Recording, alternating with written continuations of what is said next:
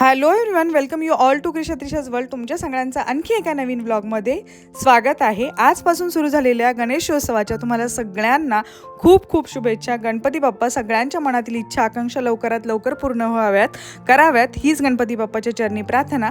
हे आहे आमच्या ओझरचं विघ्नहाराचं मंदिर, जे की फुलांनी लायटिंगनी खूप सजवून टाकलेलं आहे.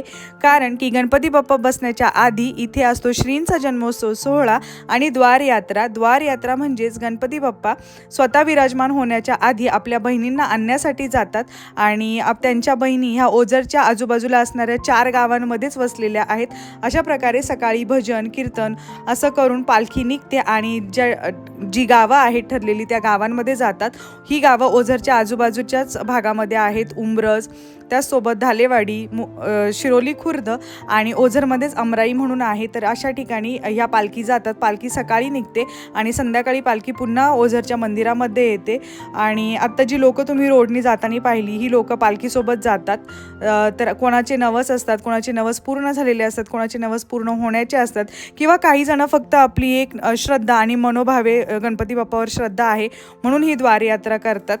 तर ओझरपासून निघाल्यापासून ते ज्या ठराविक गावांमध्ये ही पालखी जाणार असते त्या पालखीच्या मार्गामध्ये जितकी गावं येतील किंवा जितकी लोकं रोडला थांबलेली असतात, ह्या सगळ्यांना दर्शनाचा लाभ भेटतो गणपती बाप्पाच्या. तर आज आहे आमच्या इकडच्या शेजारच्या गावामध्ये पालखीची द्वारयात्रा आणि ऑन द वेच आमचं गाव आहे. तर आमच्या गावामध्ये पण ही पालखी येऊन थांबणार आहे गणपती बाप्पाची. तर त्याच्यासाठी आता आम्ही तयार झालेलो आहोत आणि आम्ही जाणार आहोत. तर अगदी काही वेळामध्येच पालखी येईल. त्यासोबत ज्या गावांमध्ये पालखी येते तिथं भजन कीर्तन होतं. त्यासोबत शेरण्या वाटल्या जातात. म्हणजे कुणी गूळ, साखर, पेढे असे प्रकारे वाटतात, त्याला शेरण्या म्हणतात. तर आमची पण आहे आज पेढ्यांची शेरणी आणि त्याची पण आम्ही तयारी केलेली आहे. तर इथे आता थोड्या वेळामध्येच पालखी येणार आहे म्हणून त्रिशा आजी वगैरे त्यांच्या आम्ही सगळे वाट बघत आहोत. आणि पालखी आली की तिथून पुढे कसं आहे हे मी तुमच्यासोबत शेअर करते. तोपर्यंत आपल्या चॅनलला तुम्ही लाईक, शेअर, सबस्क्राईब करून ठेवा.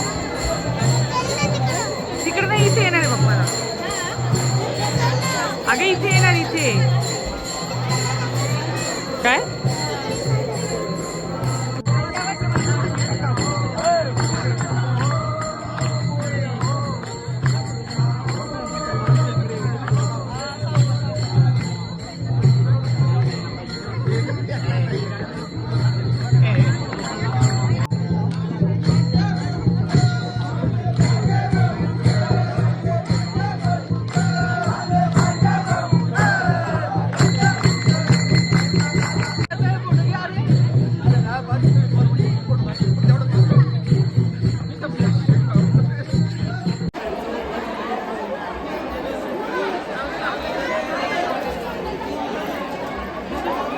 सोनू इकडे हो, पाठव.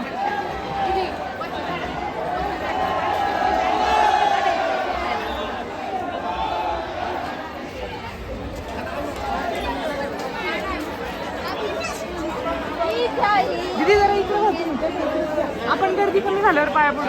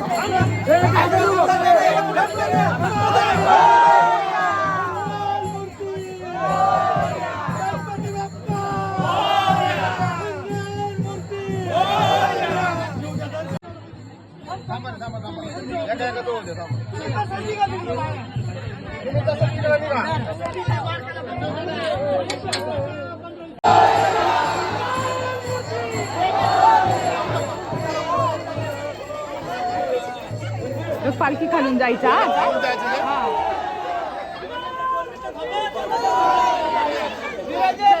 पुढे पुढे